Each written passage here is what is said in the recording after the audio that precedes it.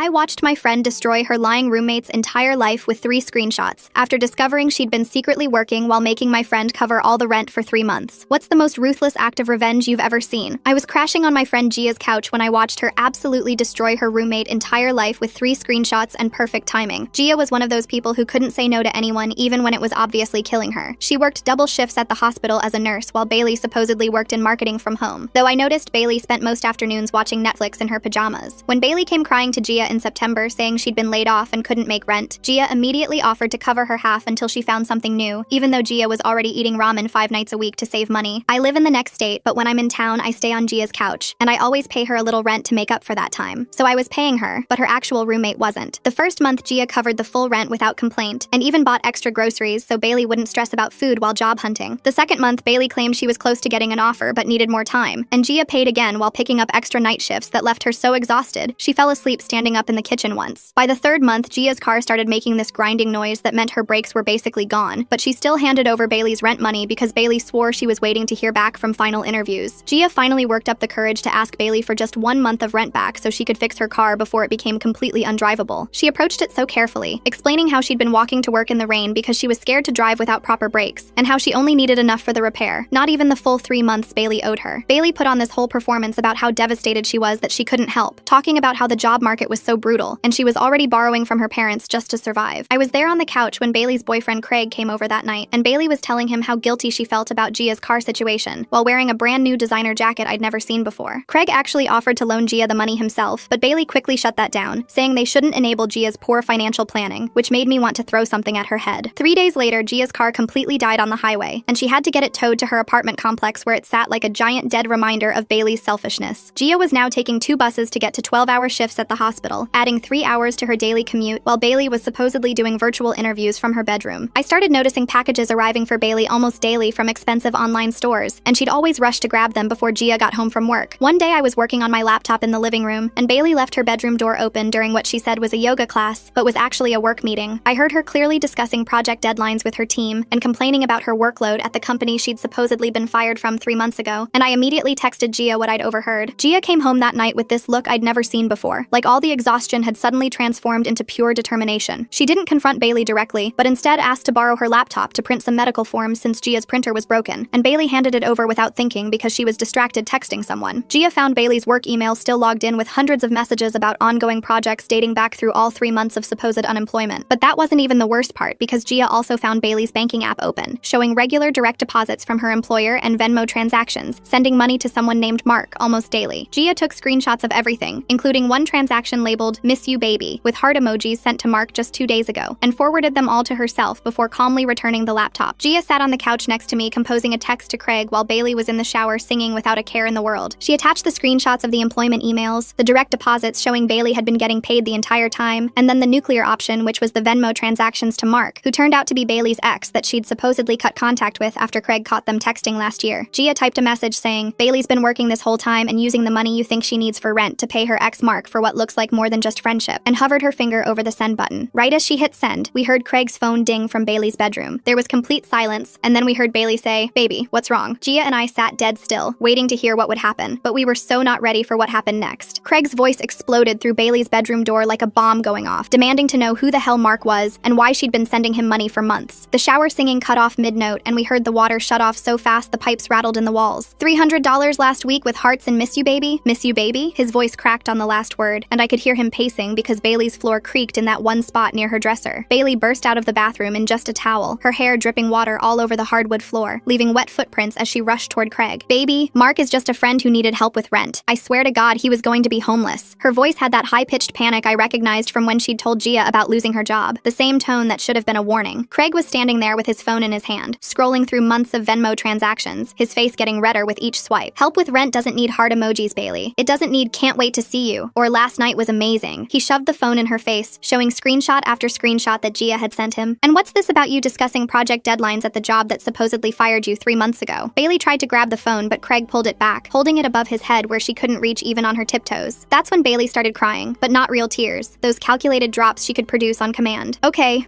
I kept my job, but I was too ashamed to tell anyone after I lied about being fired. My mom, she's sick, she needs help with medical bills, and I didn't know how to ask for help." She pressed her hands to her face like she was hiding her shame, but I could see her peeking through her fingers fingers to gauge if Craig was buying it. Craig wasn't even looking at her anymore, just reading from her work emails on his phone. Subject line, Cabo plans for next month. Can't wait to lay on the beach with a margarita while these suckers are stuck in the office. His voice was flat now, emotionless, which was somehow worse than the yelling. Gia was eating ramen every night to cover your rent while you were planning beach vacations. Bailey's towel was slipping and she had to grab it with one hand while reaching for Craig with the other. Someone hacked my laptop. They must have gotten into my email. But Craig just shook his head, still scrolling through evidence. I know your password, Bailey. Remember? You gave me permission to use your computer last week to print concert tickets. The Venmo history went back further than their relationship, showing payments to Mark from before Bailey even moved in with Gia. Craig's voice dropped to almost a whisper, and Gia and I had to lean forward on the couch to hear him. Were you ever really with me? Or was I just someone to take to restaurants while you sent the money to him? Bailey opened her mouth, but no sound came out, just this gasping like a fish out of water. Craig stormed out of the bedroom carrying his overnight bag that he always kept in Bailey's closet, the one with his gym clothes and extra scrubs for when he stayed over after his hospital shifts. Bailey chased after him, her towel barely staying on, water still dripping from her hair onto the carpet. Craig, please, let me explain. It's not what it looks like. But he was already at the front door, yanking it open so hard it bounced off the wall. Lose my number, Bailey. We're done. He slammed the door with enough force that Gia's nursing certificates on the wall shook and one actually fell, the glass cracking when it hit the floor. Bailey stood there dripping and shaking, then spun around to face us on the couch, her face twisted into something ugly. You went through my laptop? She was screaming at Gia, spit flying from her mouth. You had no right. That's invasion of privacy. That's illegal. Gia didn't even look up from her phone, just kept scrolling through something while Bailey raged. You handed it to me yourself, and you left everything logged in. That's not hacking. That's just stupid. Bailey took a step toward us, but her foot slipped on the water she'd dripped everywhere, and she had to catch herself on the wall. Gia finally looked up, her face completely calm. You have 30 days to pay back 3 months of rent plus utilities. That's $4,200. If you don't, I'm taking you to small claims court, and I have all the evidence I need. You can't afford a lawyer. Bailey laughed, but it sounded more like a sob. Gia turned her phone around, showing the small claims court website. Lawyers aren't even allowed in small claims court, Bailey. I wonder what Bailey's real game plan was here, working the whole time while watching her roommate struggle with broken brakes and 3-hour bus rides. The fact that she had Mark in the picture before Craig even entered the scene makes me curious about whether it's just you, me, and a judge looking at these screenshots. Bailey waved her phone around like she was going to throw it. I'll call the police. Identity theft. Hacking. You'll go to jail. But her hand was shaking so bad she almost dropped it. Gia pulled out her own phone, swiping through more screenshots she hadn't even sent to Craig yet. Here's your Instagram from last week, wearing a new Michael Kors bag while telling me you couldn't afford groceries. Here's your LinkedIn, showing you as currently employed. Here's your Uber receipts from nights you borrowed bus money from me. Each image made Bailey step back until she was pressed against the wall, her towel barely hanging on. Lying about employment to avoid paying rent? That's fraud, Bailey. Who do you think the police will arrest? Bailey's phone started buzzing nonstop with notifications. She looked down, and her face went white. Craig had already told their mutual friends everything, and her social media was exploding. You're a con artist? I can't believe you did this to Craig. Gia should sue you for everything. She tried to type responses, but her hands were shaking too bad to hit the right letters, and mascara was running down her face in black streams even though she hadn't been wearing any in the shower. Then Mark texted her, and I could see it from where I sat because she had her font size turned up huge. Why is Craig sending me screenshots and calling me a homewrecker? My girlfriend saw everything and she's packing her stuff. What did you do? Bailey tried calling him, but it went straight to voicemail. She tried again. Voicemail. Her breathing got faster and faster until she was basically hyperventilating. Without another word, Bailey ran to her room and we heard drawers slamming, hangers hitting the floor, things being thrown into bags. I need to get out of here before this gets worse, she was muttering to herself, loud enough for us to hear. Mark will let me stay. He has to. He loves me. Gia and I stayed on the couch, and for the first time in months, I saw Gia smile. Not a big smile, just this tiny lift at the corner of her mouth. Bailey came out with just one duffel bag and her car keys, her hair still wet and now frizzing in every direction. I'll be back for my stuff when you've both calmed down and realized how insane you're being. She tried to slam the door behind her, but it was already damaged from Craig and just bounced back open. We heard her car start and peel out of the parking lot, and the apartment felt like someone had opened all the windows after months of suffocating. Within an hour, Gia's phone was blowing up with notifications. Craig had posted the screenshots on Facebook, Instagram, everywhere. When you find out your girlfriend's been playing you for months while her roommate covers her rent and she sends the money to her ex. He tagged all their mutual friends, Bailey's co-workers he knew, even her cousin who worked at the same hospital as him. The comments started pouring in immediately, each one more brutal than the last. By the next morning, someone had forwarded Craig's post to Bailey's company's HR department with a message asking if they knew their employee was committing fraud. Bailey didn't know yet because she'd turned off her phone to avoid the social media disaster, but her professional life was about to implode, just like her personal one. Gia had gotten up early to work a shift, but she'd left her laptop open on the coffee table, and I could see the email notification from someone at Bailey's company, asking Gia if she wanted to provide a statement about the fraud. HR tried calling Bailey for an emergency meeting, but her phone was still off. They sent emails, texts, even called her emergency contact, which was still listed as Craig, who told them exactly where they could find her. The emails I could see got increasingly urgent. Please respond immediately. Your presence is required by noon. Failure to appear will be considered job abandonment. Bailey finally turned her phone back on around 11 that morning, and it practically exploded with notifications. Missed calls Calls from work, from her parents, from numbers she didn't recognize. She tried calling HR back, but they said she needed to come in person immediately, no exceptions. I could hear the panic in her voice through the phone when she called Mark, begging him to let her stay at his place for a few hours after her meeting. Mark came home for lunch to find Bailey on his couch, still in yesterday's clothes, mascara smeared under her eyes. "What are you doing here? How did you even get in?" His voice was cold, nothing like the flirty Venmo messages. Bailey tried to explain about Craig and the screenshots, but Mark cut her off. "Is it true? Were you lying about being unemployed while I was sending you money thinking you needed help?" Bailey's silence told him everything. Mark's face went from confused to furious in seconds. "My girlfriend saw those screenshots. She's at her sister's right now deciding if she's leaving me. Because of you. Because I was stupid enough to believe you needed help." He grabbed Bailey's arm, not hard but firm, and started walking her toward the door. "You need to leave, right now. She's coming over in an hour to talk, and if she finds you here, it's over for me." Bailey tried to beg, saying she had nowhere else to go, but Mark just pushed her out and locked the door behind her. I know because Bailey called Gia's phone by accident while trying to call her parents, and we heard the whole thing on speaker before she realized and hung up. Bailey's parents called Gia's apartment 20 minutes later, and I answered because Gia was in the shower. Her mom's voice was shaking. "Craig contacted us on Facebook. He sent us evidence. Is it true? Has Bailey been lying about losing her job?" I told her to ask Bailey herself, and her mom started crying. "She won't answer our calls. We're driving down now. We'll be there by tonight." I went with Gia to the courthouse the next day to file the small claims paperwork. She'd printed everything out at the hospital. Screenshots, bank records, text messages, all organized in a folder. The clerk's eyes widened as she flipped through it all. "This is very thorough," she said, stamping each page. The filing fee was $80, and I paid it because Gia's account was still recovering from months of covering double rent. Bailey showed up at the HR meeting that afternoon looking like she hadn't slept, wearing the same clothes from the day before. They already had everything printed out. The social media posts, the evidence of her lying about working from home, what they called time theft. The HR manager told her she was being terminated immediately for violating company policy about honesty and integrity. Security stood by her desk while she packed her things into a box, her coworkers watching from their cubicles. That evening, Bailey came back to the apartment, pounding on the door, begging Gia to drop the lawsuit. "Please, I've lost everything. My job, Craig. Mark won't even talk to me. Isn't that enough?" Gia spoke through the closed door, not even bothering with the chain. "You made your choices for 3 months while I ate ramen and walked to work. Now you can live with them." Bailey kept pounding, screaming that Gia had ruined her life over money that didn't even matter. "Insurance would have covered it if you'd been patient." But Gia just turned up the TV volume until Bailey's voice was drowned out. Eventually, we heard footsteps stomping away and a car door slam. The landlord called the next morning. He'd seen the social media posts and wanted to know the truth about Bailey's employment situation. When Gia confirmed Bailey had been lying about paying rent while actually employed, he said that was lease violation and fraud. "I'm starting eviction proceedings immediately. I don't want tenants like that in my building." Gia tried to say Bailey was leaving anyway, but he said he needed it on record for legal reasons. Bailey's credit cards started getting declined everywhere because Craig had called the companies to remove himself as an authorized user. The accounts got frozen pending investigation of the fraud claims. Bailey tried to buy gas and had to leave her car at the pump, walking away in shame while other customers stared. Someone who knew her from Craig's post took a picture and posted it online with "Karma's a bitch" as the caption. Bailey's parents arrived that evening with a U-Haul, ready to pack up their daughter's life. Her mom knocked on our door, apologizing to Gia with tears streaming down her face. "We didn't raise her to be like this. I don't know where we went wrong." Her dad just stood there silent, loading boxes while Bailey sat in their car, too ashamed or too angry to face us. The neighbors came out to watch, everyone knowing exactly why Bailey was leaving. Someone had printed out Craig's Facebook post and taped it to the mailboxes. Bailey's parents worked fast, throwing things in boxes without organizing, just wanting to get out. Within 2 hours, everything Bailey owned was in that truck, and they were driving away, Bailey in the back seat like a teenager who'd been grounded. A few days later, I was making breakfast when I heard a thud from the kitchen. Gia had collapsed, just dropped like someone had cut her strings. Her body hit the floor hard, and I barely caught her head before it smacked the tile. She was completely limp, her skin gray, breathing shallow. My hands shook as I called 911, trying to remember what they taught us about recovery position while begging her to wake up. The paramedics arrived in minutes, but it felt like hours. They checked her vitals and said it was severe exhaustion and dehydration, that her body had just shut down from months of stress and overwork. As they loaded her onto the stretcher, one of them said he'd seen this before in nurses who work too many doubles. The body can only take so much before it says enough. Bailey's life fell apart faster than a house of cards in a hurricane. Job, boyfriend, side guy, parents, home, all gone because she thought 3 fake screenshots could beat Gia's real folder of proof. I rode in the ambulance holding Gia's hand while she drifted in and out of consciousness, mumbling about needing to get to work. The paramedic told her work could wait, that she needed to rest. At the hospital, a nurse named Anita Graham recognized Gia immediately. "Oh honey, what happened to you?" She took over Gia's care personally, making sure she got a private room even though the ER was packed. Anita hooked up the IV herself, adjusting the drip while talking softly to Gia about needing to take care of herself. "I heard what happened with your roommate," she said quietly. "That kind of betrayal takes a physical toll. Your body's been in fight mode for months." She stayed past her shift to make sure Gia was stable, bringing real food from the cafeteria instead of the standard patient meals. That evening, Gia finally spoke clearly, her voice hoarse. "Was destroying Bailey worth ending up here? Am I just as toxic as she was?" She looked so small in that hospital bed, like all the fight had drained out of her with the IV fluids. I told her she did what she had to do to survive, but we both knew that wasn't really an answer answer to her question. Anita came back with dinner, sitting on the edge of Gia's bed like they were old friends. I had a roommate in nursing school who stole my rent money for 3 months. I found out when we got evicted. She squeezed Gia's hand. I didn't fight back like you did. I just let it happen. And you know what? I still regret not standing up for myself. What you did wasn't toxic. It was necessary. The next morning, Gia was more alert, but somehow seemed emptier. I thought revenge would make me feel powerful, she said, picking at the hospital bracelet on her wrist. But I just feel exhausted and mean, like I became someone I don't recognize. Anita, who'd come in early to check on her, sat down with her own coffee and listened. That's normal, Anita said. Standing up for yourself after being a doormat feels wrong at first. Your brain's not used to you having boundaries, but that doesn't mean you did anything wrong. Bailey chose to lie. You just chose to stop enabling her. She made it sound so simple, but I could see Gia struggling to believe it. A court summons arrived at the hospital that afternoon for the small claims hearing in 2 weeks. Anita read it out loud since Gia's hands were still shaky from the exhaustion. You should see this through, Anita said. Not for revenge, but for closure. And for the money. You're going to have medical bills from this stay. Gia stared at the ceiling for a long time before deciding. I'll go. Not because I want to hurt her more, but because I need that money. My car's fixed, but now I have hospital bills. She created this situation. She signed the papers with a steady hand, no anger in her face, just tired determination. 2 weeks later, we sat in small claims court on those uncomfortable wooden benches. The judge reviewed all the evidence Gia had submitted. The screenshots, bank records, text messages. Bailey's chair at the defendant's table stayed empty. The judge looked at it, then at Gia, his expression getting harder as he read through everything. Mizzy Thompson has been properly served and chose not to appear, the judge said, adjusting his glasses. In 15 years on this bench, this is one of the clearest cases of roommate fraud I've seen. He held up the Venmo screenshots, shaking his head at the heart emojis and messages. Default judgment for the plaintiff in the full amount requested plus court costs. 3 weeks later, a certified letter arrived with a check from Bailey's parents for the full judgment amount. The note from her mother was brief. Please accept this payment in full. We ask only that you not pursue wage garnishment against our daughter. We are deeply sorry. Gia deposited it immediately, watching her account balance finally show something other than near zero. With the money, Gia got her car fully serviced. Not just the brakes, but everything the mechanic had been warning her about for months. He told her she was lucky she hadn't crashed driving it in that condition for so long. She sat in the driver's seat afterward, testing the brakes at every light, learning to trust the car again like she was learning to trust herself. Isabel Cheney moved in as the new roommate 3 weeks after Bailey left. Anita had recommended her from the hospital, someone reliable who actually had pay stubs and references. Isabel set up automatic rent payments before she even moved her first box in, saying she didn't want any confusion about money. She bought her own groceries and labeled them, respecting the clear boundaries Gia had established. The apartment slowly transformed with Isabel's presence. She brought plants that filled the windows, making the space feel alive again. She and Gia developed a respectful routine, morning coffee together but no forced conversation, each respecting the other's space. When Isabel asked to borrow milk one morning, Gia hesitated for just a second before saying yes. Isabel noticed and immediately offered to Venmo payment, but Gia shook her head. It's just milk, but thanks for asking first. 3 months later, Craig texted Gia from an unknown number. Thank you for showing me the truth. I'm in therapy now dealing with trust issues, but you saved me from marrying her. I heard she moved to Colorado with her parents. Gia read it twice, then simply replied, "You're welcome," before deleting the thread. Anita started inviting Gia out with other nurses after shifts. Gia went but left early at first, still learning how to be around people without giving too much of herself. But slowly she started staying longer, even laughing at stories about difficult patients. The walls she'd built were still there, but they had doors now. When I visited 6 months later, the apartment felt different. Isabel's plants everywhere, Anita cooking dinner, Gia actually laughing at something on TV. Not the exhausted, empty Gia from before Bailey, and not the cold, vengeful Gia from during the destruction. Someone new, someone who'd learned to protect herself without closing off completely. Isabel mentioned seeing Bailey's LinkedIn showing her in Colorado, seeking opportunities. Someone had commented asking if she was the same Bailey from the viral roommate fraud post. Gia just nodded and changed the subject. That chapter was closed. The apartment had become something sustainable. Isabel paid rent without drama. Anita brought friendship without obligation. The plants cleaned the air and made everything feel fresh. Gia had been promoted at work, making enough that she didn't need a roommate anymore, but she kept Isabel anyway. It's nice having someone around who doesn't need anything from me, she said. That evening, Gia made dinner for all of us. Just spaghetti with jar sauce, nothing fancy, but she was humming while she cooked, some tune I didn't recognize. It was the first time I'd heard her hum since before Bailey's lies started. The sound was quiet, but it filled the kitchen like proof that she was healing. Before I left the next morning, Gia hugged me properly. Not the stiff, quick hugs we'd been doing, but a real one. Thank you for staying through all of it, she whispered. Even when I went dark, I hugged her back, feeling how much healthier she was. No longer just bones and exhaustion. That's what friends do, I said, and felt her nod against my shoulder. We were different now. All of us changed by what happened, but we were okay. Different, but okay. Thanks for letting me wonder alongside you through all of this. Really loved exploring these moments together. Until we meet again, like the video, it helps more than you think.